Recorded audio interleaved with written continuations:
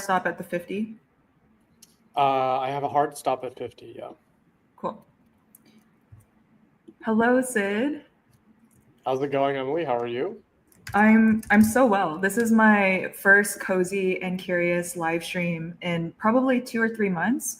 So usually these are very casual conversations I have with experts, especially when I selfishly want to learn something. And it's been a little bit where I felt excited to learn in public. And something I remember asking you a few months ago when I saw that Payy was growing and also building in the payment space was I asked you like, hey, why are there so many crypto cards right now? What's going on? And Yeah, you told me to wait until you had a big announcement. So do you want to share yeah, what you've been up to? yeah, totally. And so there's so many crypto cards, and then now there's another one called Pay Card. But this is special for two reasons, and most people have probably seen this on Twitter already. But the card lights up when you tap, like it literally has a Pay logo and like an OLED panel inside the card that harvests energy from the NFC when you tap, and it like lights up, and it's very bright. Um, so that's kind of like the left curve, like excitement, like everyone wants it. I mean, like, yeah, just the DMs on like people trying to get the card is like insane. And then it has like a right curve, like value prop, which is it's undoxable. And it's the only undoxable self-custodial card. Actually, it's the only undoxable crypto card, period, even including the centralized exchange cards. What do I mean by that? Essentially, you have to KYC for it. There's no way around that. That's like Visa rules. You have to KYC for it. But your KYC data can never be connected to your on-chain funds on Pay Network, like your stable coins on Pay Network. And why is this different from other things? Let's say you have the MetaMask card. In the MetaMask card, MetaMask has your MetaMask address, obviously, your EVM address, and it has your KYC data through some third party, but they're required to keep it. So one entity has both pieces of information. They can publish that. That's doxable. Centralized exchange cards, Coinbase Amex card that just launched recently. Coinbase has your money that you have in Coinbase. They also have your on-chain addresses when you go from Coinbase to your wallet on chain, and then they also have your KYC data, so they can dox it. Pay is the only undoxable crypto card. I have a question actually about that because there's actually Payy, the app itself, as well as the card. And I have a few questions on this because I've been a Payy customer for a few months now, even before you had the cards out. Maybe we can get into more detail later, but I was really surprised there was no KYC. And I'm wondering, like, does Apple have my data every time I top up with crypto? Because you can pay with Apple Pay to get the stickers, right? Like, how is all of that built? Yeah, totally. Oh, by the way, some people are asking for the link of how to watch this. What do we send so them? so there's like 4 different places, 5. There is my YouTube, your YouTube, both our Twitters, my LinkedIn. So if they can't find it, it might be a skill issue. Okay, sounds I'm good. kidding. I'm kidding. No, But it's cool. I'm just gonna post that skill just issue. send them your profile. Nah, just skill issue. It's the best response to anything. Live right now. Join the stream. Okay. Okay, to answer your question, so Pay Wallet is non-custodial. And we've gotten legal guidance. We've seen court cases in the US. And now we've seen regulation and a statement from the SEC director that, chairman, that non-custodial crypto does not require KYC and does not require BSA compliance and does not require AML and all of those regulations. Wait, this is breaking news. So non-custodial crypto doesn't require any KYC. Is this just USA? Because this means like if you have like any cold storage, hot wallets, you don't need any KYC at all? I've looked at the law and the court cases in the US. I think it's the same in pretty much every other country, but I can't claim that without seeing that data. The whole point is that I mean, it's I don't think it's like so crazy because like you can use MetaMask wallet and you can use crypto wallets anywhere, right? You could use a MetaMask extension in your browser if you're in North Korea or Iran That's true. or Cuba or any of these sanctioned countries. That's like it's just software you're running to connect to Ethereum, right? So that's been in question a few times when it's like been in the U.S. court systems, but like they threw it out. They're like, yeah, if it's self custody, like who are we going to hold accountable for complying to like AML stuff? It's not going to be Ethereum. So like and MetaMask, like it doesn't have any ability to like freeze your account because it's non-custodial. So like there's no enforcement mechanism for non-custodial crypto. So if there's no enforcement mechanism, you can't really make a law around it because then no one would follow it. I love that. This sounds like pure freedom, baby. Okay, so let's get right into it because we're talking about regulations, and really a lot of the curiosity I've had is around why are there so many crypto cards? What's going on with all the TradFi stuff? And ever since you and I first spoke, there's been so many news. I know you were at the Robinhood announcement where they now have tokenized stocks. Yeah, I'm wearing the t-shirt right now. Stripe. That was a really exclusive event to get into, by the way. I heard they had like top-notch security. Yeah, it was wild. It was pretty crazy. There's also been the Stripe L1 announcement of Tempo. So now we have Corpo blockchains, SBET, and all of these ETH treasury funds. So this is a tweet and a meme I've seen a while ago. I'd love to hear your take. Memes are so simple and yet so nuanced. That's why we do live streams and we can break down the nuance. Okay, so first, like I want to talk about like definitions, right? Let's just get that out of the way. Stable coins, we can define that as just like, let's say USDC right now, or USDT even. Smart contracts, we know that. Degens, I guess crypto Twitter / degens, that's fine as well. Society is the key here to define. I think that society here actually more so represents like Fortune 5,000 and not like your regular everyday person and consumer.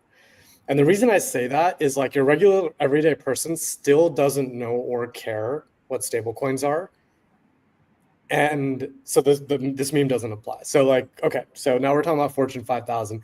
Why does Fortune 5,000 care about stablecoins? If you went and asked like all the CFOs, right, at Fortune 5,000, and you really dug into it, it would probably be because someone told them they should look into it. And they saw some news around it. Because if they had a deep understanding of the regulatory arbitrage that stablecoins allow today, they would have either done this a long time ago because they had all the tooling to do it, or they wouldn't touch it at all.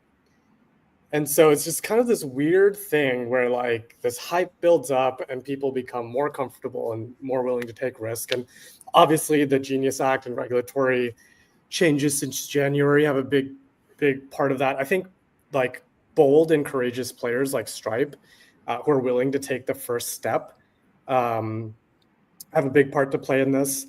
And then I'm kind of setting my feelings aside on what I think about corpo chains in general, because it's very different from this. But I think in general, people are excited about it because someone told them to be excited about it and they read some news. So this is the objective answer. And just to break it down for people, Fortune 5,000 would be like the top 5,000 companies in the US. Yeah, it's just a way to say like, businesses. Okay. And I do agree with you. I have a few friends, or at least 2 friends that are not in crypto, surprisingly. And I would never talk to them about, hey, let's pay for this with stable coins, or even mention the terminology stable coins to them. People just care that it works. To them, it's just money. And I think when I look at this meme, though, I'm more curious of the emotional side of it, because I don't know about you, but I got into crypto. I learned about Bitcoin in 2013 in my college dorm room.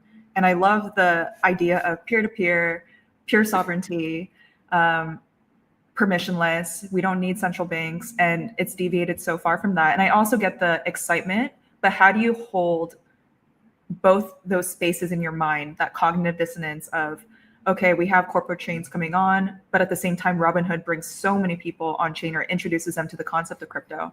What's your take? Yeah, I mean, to be frank, like I had a very similar experience. So Bitcoin 2012, college dorm room, barely had money to buy 1 or 2 Bitcoins at the time, which was like $8, right? So that was like lunch money. And so I was excited about the exact same things, and I've been disappointed for the last 15 years about the exact same things.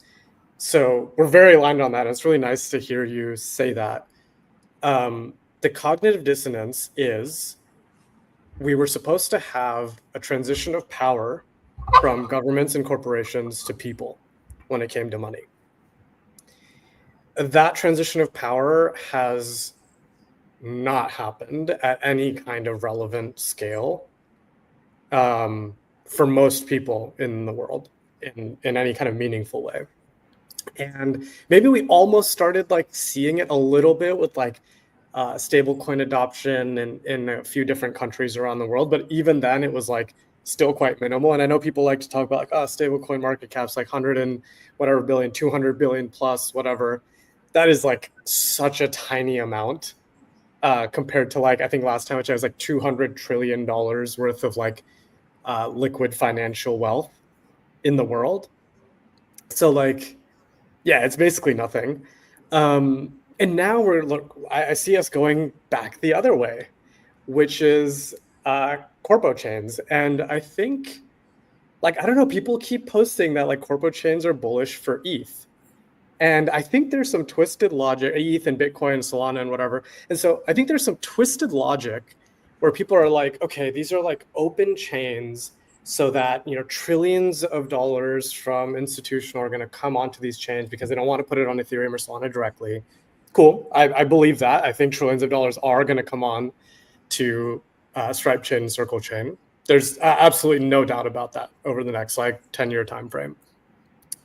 The question is like, is that going to leak and flow into the systems that we actually care about, which are ETH, like Bitcoin, ETH, and Solana, and then, you know, everything else. And I think like you could convince yourself that like, yeah, like they're open chains, so you can just like bridge it over with like cross-chain bridging and intents, and everyone will be like putting those trillions of dollars into Aave and like all these DeFi protocols, and we're gonna have like a ton of fun. But I think the question is, if like just going to first principles, like if a corporation in the US is convinced by Circle to put funds on Circle chain, right? Why did they want that in the first place? And why didn't they go to Ethereum in the first place? Right? And by Ethereum, I just mean blockchains in general, right? Why didn't they go there in the first place? And so it's like a trust factor. They don't want a bunch of nerds like running the thing that they put trillions of dollars on. It's a regulatory factor. So they want like clarity around, okay, Stripe is a US entity. If they do something bad, the US government come like step in and fix things, or, you know, at least slap them on the wrist. And so then the question becomes, okay, are they then going to bridge that over to Ethereum? And the answer is obviously no, because the whole reason they didn't use Ethereum was for all these reasons. So like, no, I don't think the trillions of dollars that are going to come on chain to the corporate chains are going to meaningfully flow to the ecosystems we care about, which means they're not going to meaningfully flow into price action in a meaningful way.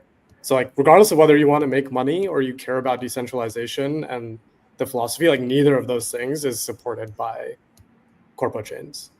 Yeah, the way I've looked at it is I think decentralization as a value prop has been debunked as high demand over and over and over again the last few cycles. So an example of this is I have friends that say, oh, I do trade or hold some crypto. But then you ask them how and where, and it's Robinhood or Revolut or Coinbase. And to your point, it's a trust factor, it's a control factor. It's the UX is intentionally designed to create a moat so that money is not flowing outside to these open networks like Ethereum.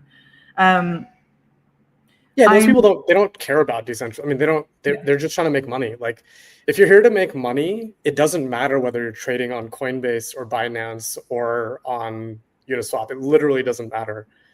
Uh, well, it matters because you tax reporting doesn't happen automatically on Uniswap, which is why most people still choose DEXs, to be honest. But yeah, like that's the key, right? And so, right, but if you care about moving humanity forward, if you care about like a new power relationship between people and large institutions, which you should, then yeah, then none of it makes sense. Like, right. The other way I've thought about it is our perspective right now is spoken from a very Western lens, right? But if you're in Argentina or some parts of like Turkey, for example, people are actively they're using Tron over there. They've been trading USDT on Tron. So something I think about, but maybe it's also just cope, is okay, some of these corpo chains might introduce people to the concept of crypto and legitimize it. They're trusted brands already, and people see crypto is here to stay. And if there is a massive black swan or another type of government failure, bank failure, at least Ethereum and some of these open networks are there and ready to onboard people. But it's not really this, it's more of a like a second, like a fail-safe option versus a, hey, you need to be on this. But that's where I think technology creates a lot of different optionality for people in different backgrounds, socioeconomic, geopolitical places. And I'm more optimistic knowing there's at least options being built. But at the same time, I have been disappointed to see how far our industry has deviated.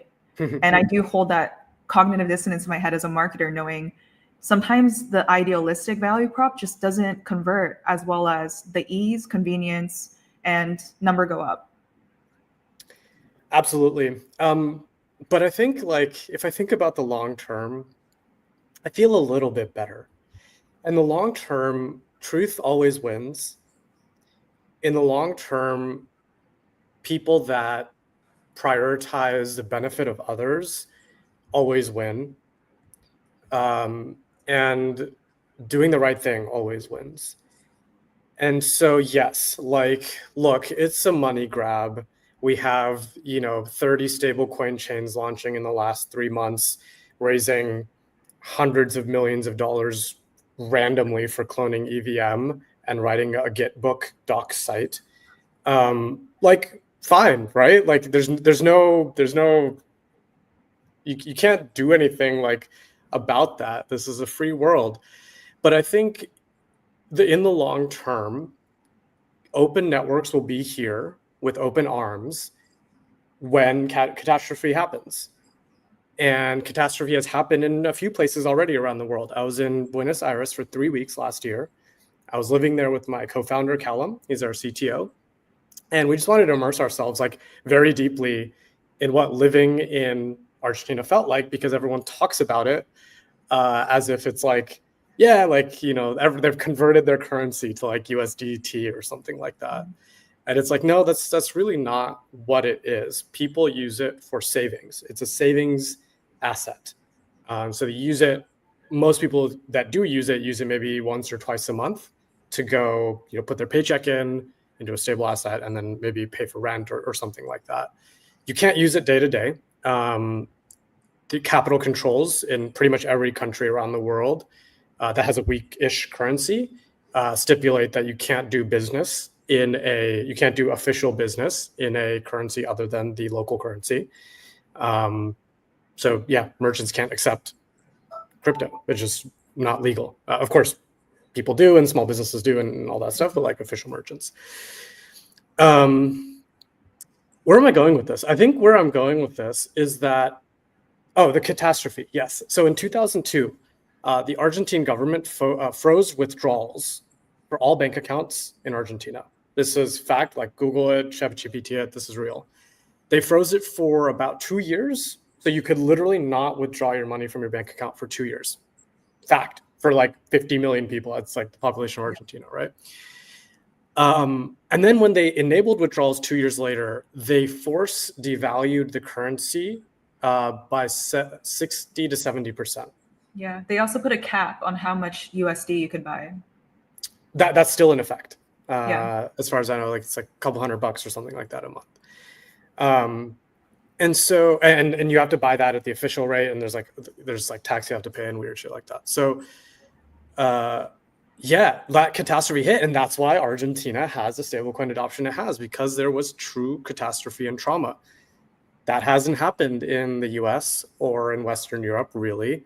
It's happened in some other places around the world. And so, yeah, we'll be here when catastrophe happens. We'll be here when FTX and Alameda blow up. We'll be here when Binance freezes your account. We'll be here when PayPal and Venmo decided to freeze your small business account because you were running your small business on Venmo, which like literally every small business in the US does.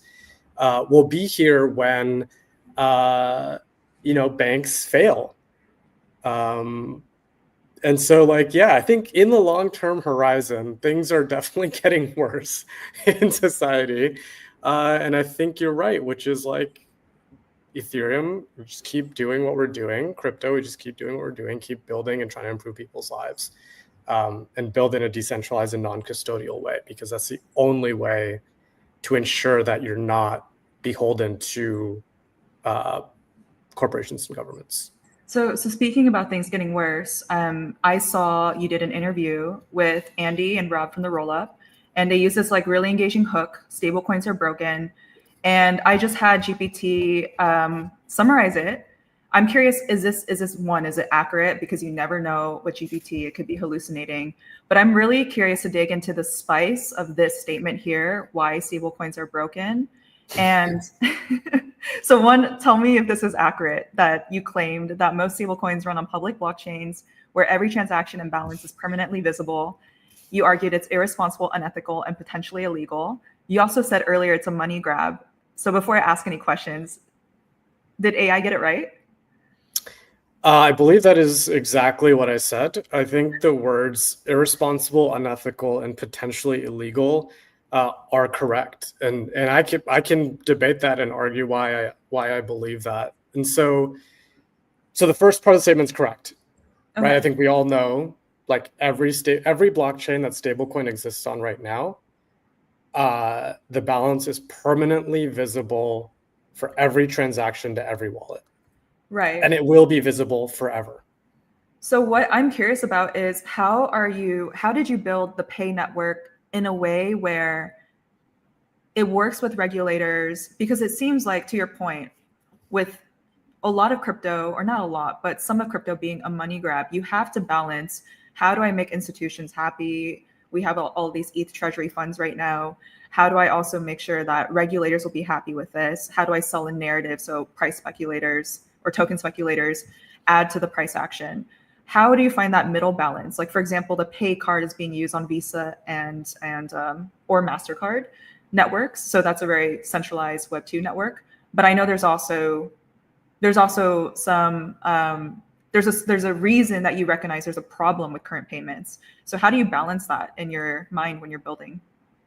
Yeah, I mean, there's a lot of things to think about in crypto, right? Especially because of financialization of the technology. I think for us at Payy, we take a really simple approach, which is solve problems for real people. Like for any project you see in crypto, just ask them a question. Can you point out one person in the world? Just like literally, like it has to be a physical person, someone that you can punch.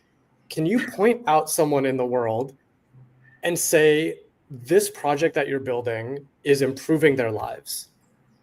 And there might be a couple like degrees of separation, right? So if you're building infrastructure, like I get that there's some separation. If you're building a B2B tool, there's some separation, but it can't be too long, right? Maybe you get 3 degrees of separation max.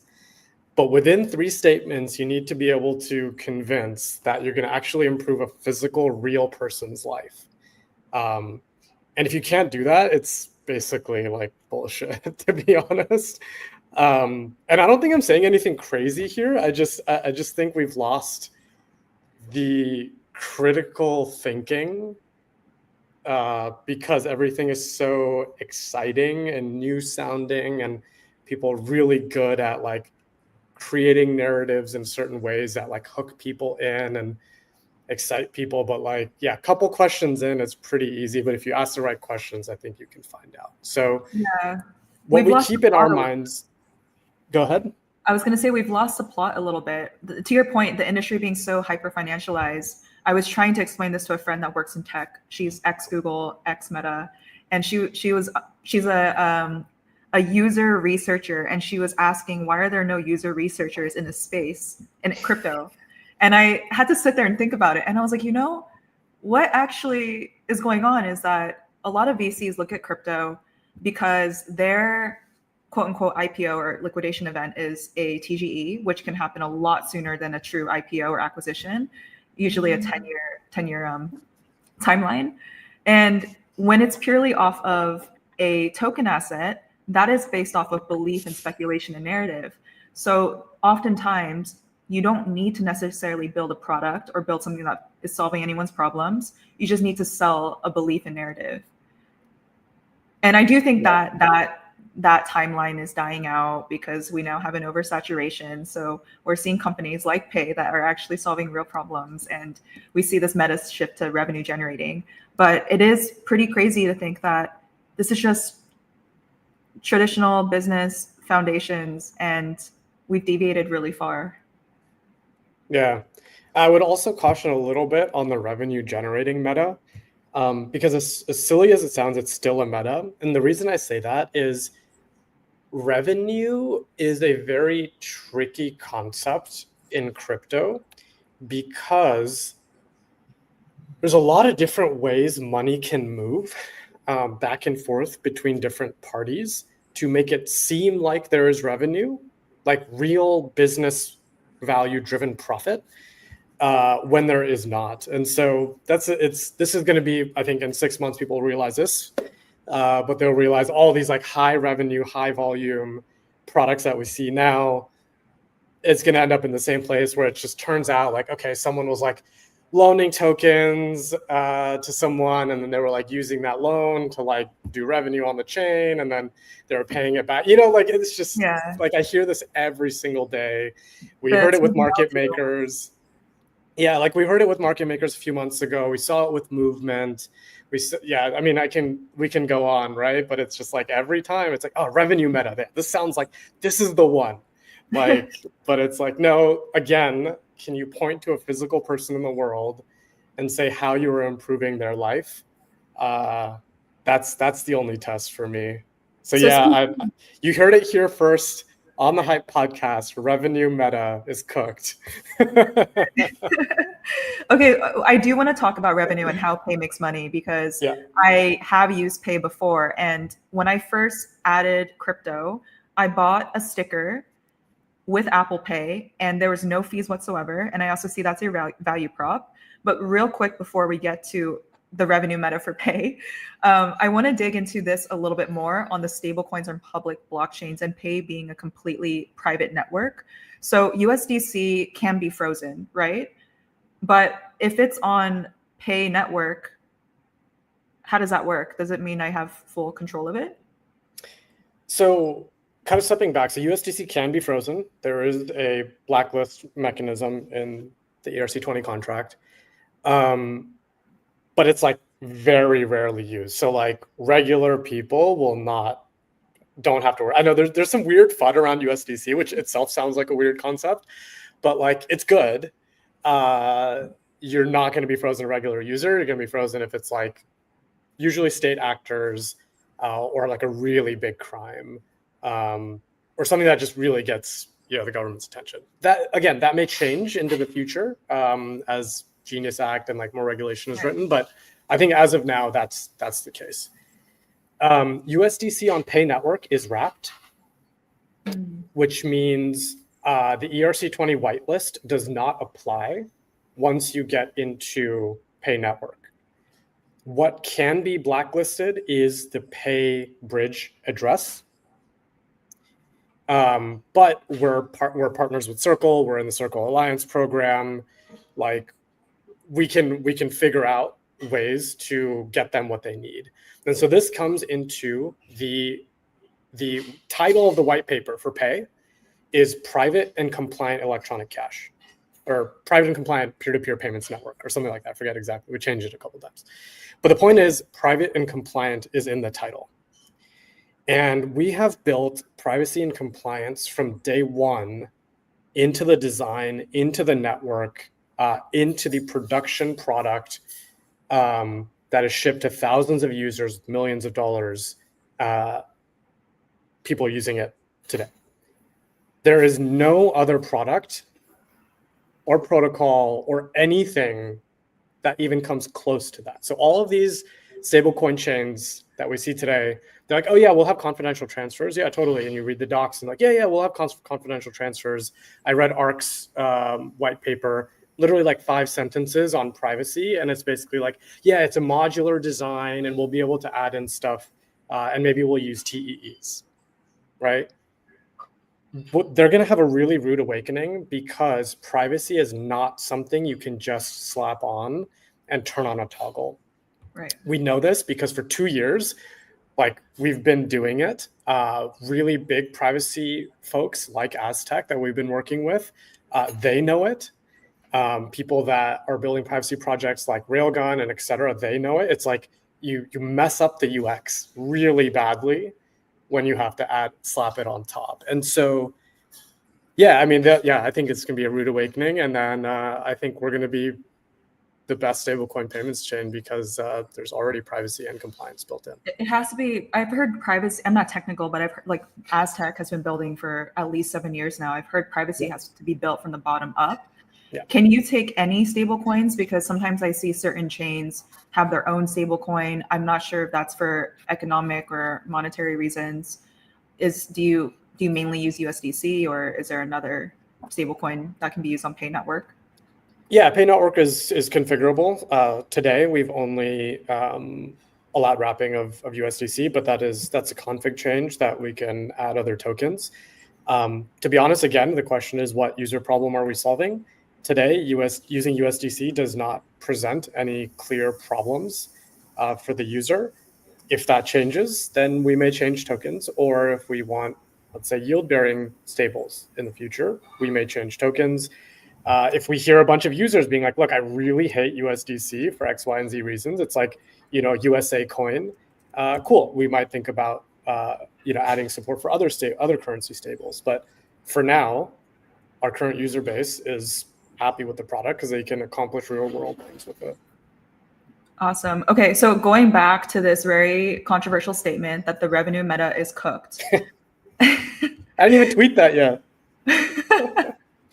Breaking news, you've heard it here first. I'm really curious, how does Payy make money if there are no fees? So I also had GPT summarize the video. If you're new and just coming in, Sid did a whole video with the roll-up team on Payy, and I just had GPT summarize it.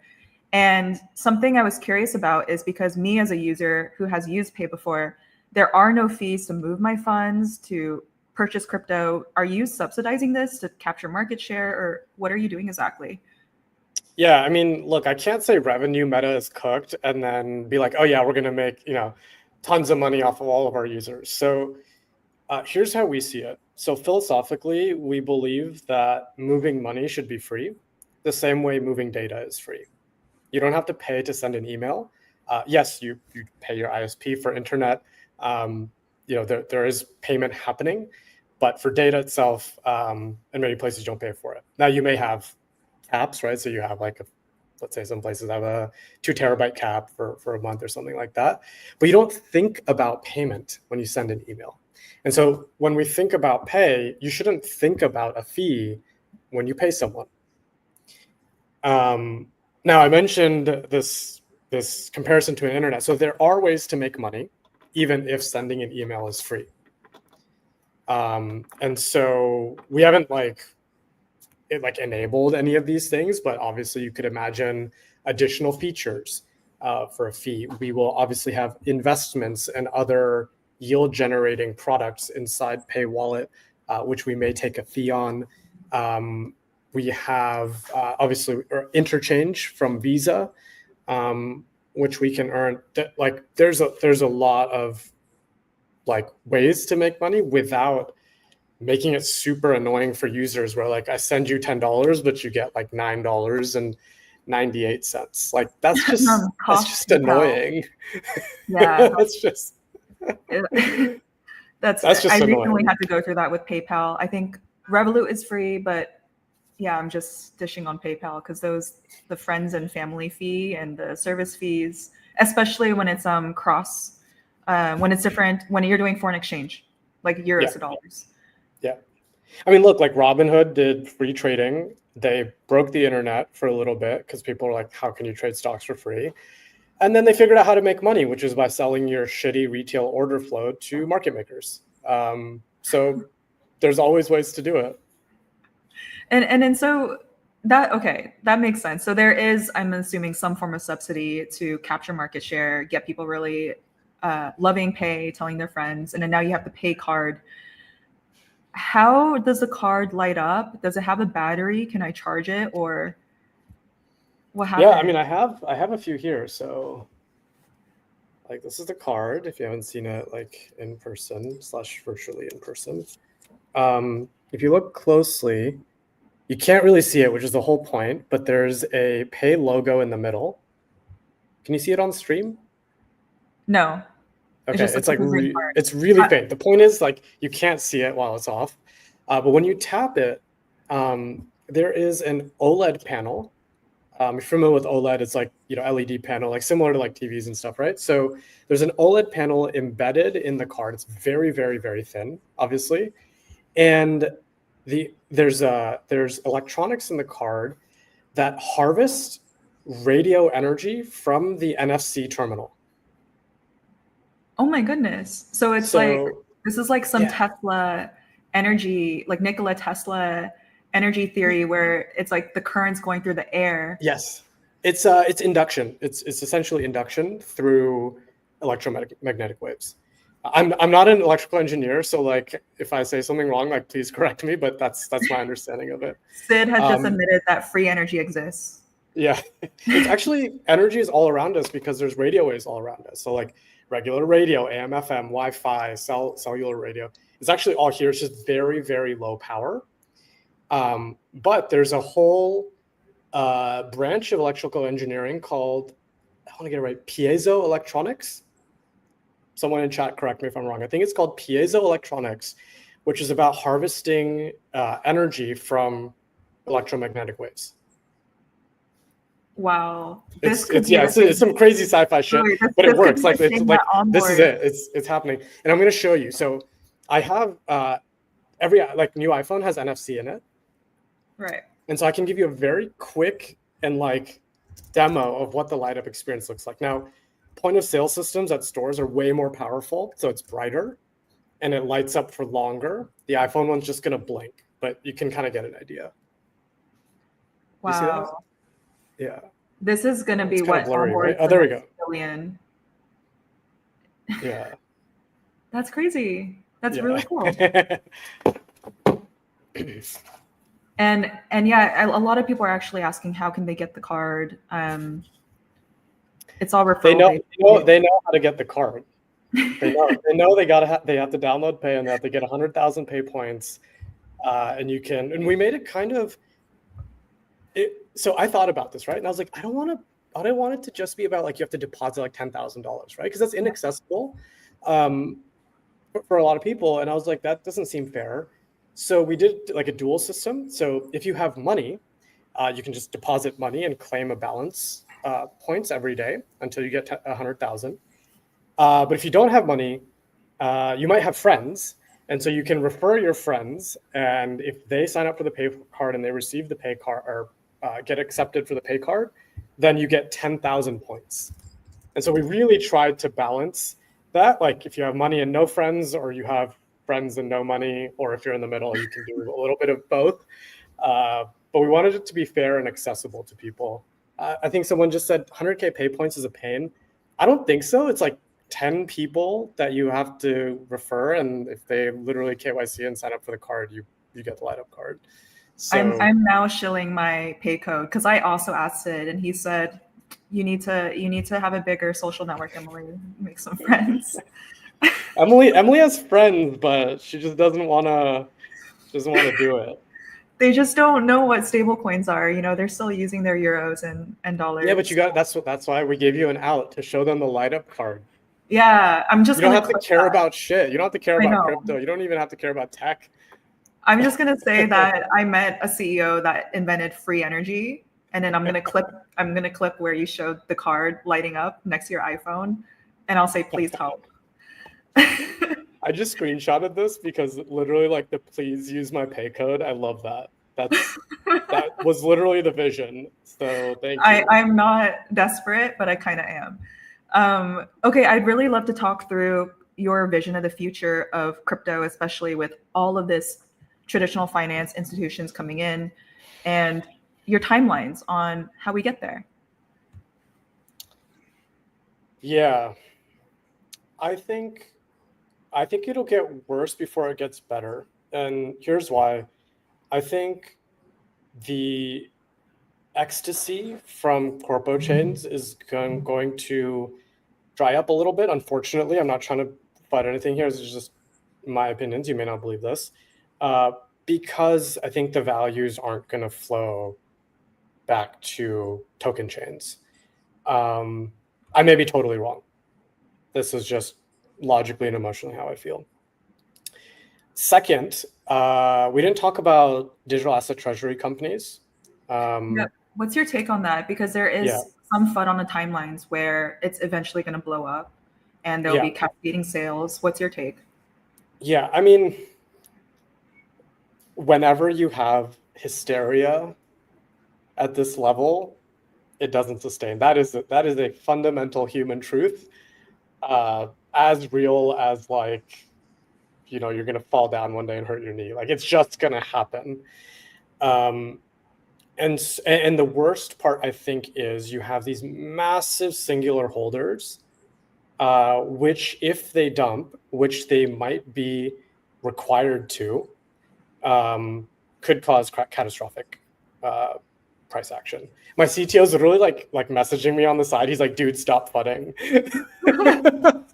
Sorry, Cal. Dude, I have the same bags you have. Like a lot of my bags are like blue chip crypto, but I'm kind of just like, and I don't sell, so I only buy, and so like yeah, but that's kind of the truth. Like hysteria will not last forever, and it never does. Yeah. Well, and this has been also the main argument for MicroStrategy, right? Like eventually it's going, people are expecting the price to go down and it just hasn't. Yeah, I guess the question You, is like, will MicroStrategy ever sell Bitcoin? I think it depends on the number, on the price. Yeah, but like long time horizon, right? Yeah. Why? Like, will they sell Bitcoin ever? Depends. I mean, I think the answer has to be yes on a long enough time horizon. Uh, and market conditions really determine that. And so, actually, like when we think about building Pay and building the future of Pay, I can't say whether we'll have a token or not. But the way I think about token design is that yes, it should be investable, and you can't really stop people from like market buying lots of tokens. But I think you have to build in like really like there's kind of a new meta, right? Around these really large accumulators. And are there things you can build in tokenomics to in this new era to address that? And to be honest, uh, we haven't really seen someone yet take that meta and design tokenomics that accept that as fact and that can deal with these things. Now, I don't know what that looks like. I have some thoughts, but if we ever do a token for Pay, like this is something that I would think about. Because at the end of the day, like we care about users, we care about real people and improving lives. And if people are losing money or like losing their life savings, obviously you shouldn't even invest your life savings into one thing, but uh, it matters. And so you want to be able to have some protections. Yeah. Yeah, and the other thing you mentioned too is you don't think that this will be beneficial to price action in the long term. But we do have these proxies and these instruments now, right, with ETFs. And whenever retail is buying an ETF or institutions are buying crypto off chain, does that still affect the price action? Uh, Theoretically, no, but yeah, obviously secondary effects. So yeah, I think that's So the answer. So going back to the future, it sounds like Pay specifically, you want to enable payments for anyone in the world, and you're purely looking at how do I build the best privacy first stablecoin network, and then we're also talking about just price action for assets like Ethereum, Bitcoin on the side. What is your ideal utopia with Pay? Is it that everyone is able to go on chain, or just have like a fail safe when banks fail? Yeah, totally.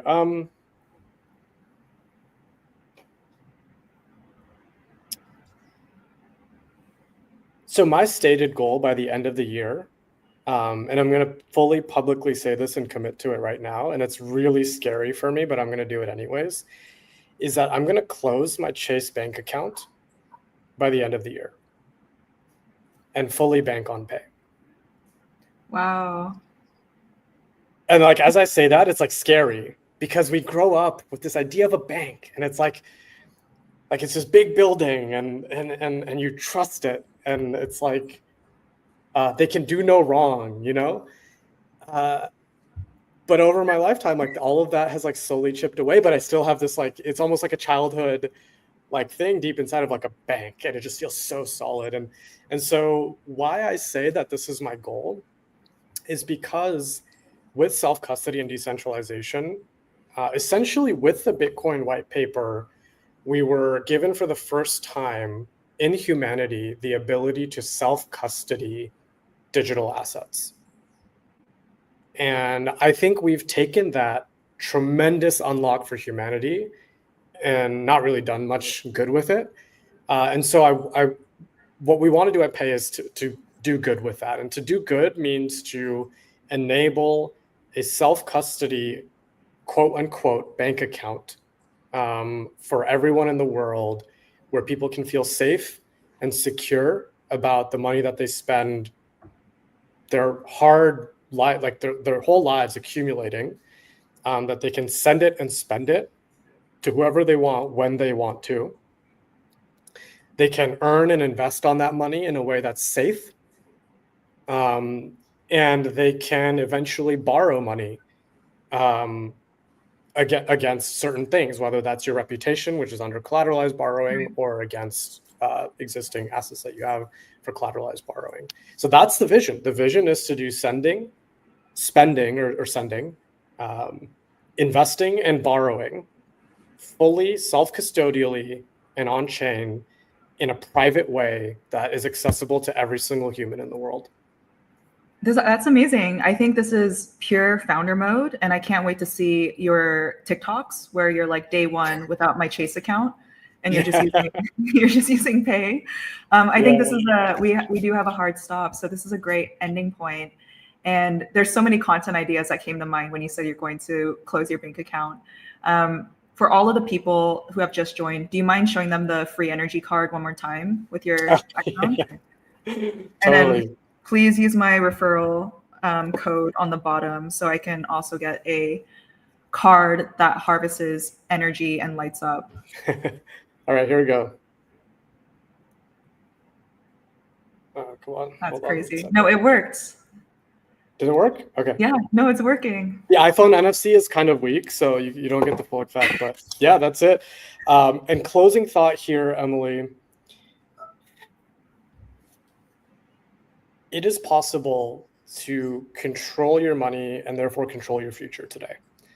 And I want to encourage everyone to think about that very, very deeply, because control doesn't matter 99% of the time.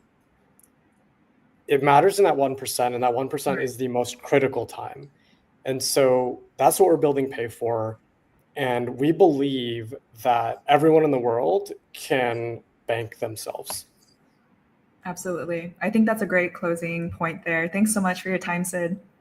Awesome. Thank you so much, Emily, for having me. I really, really enjoyed this and getting to know you.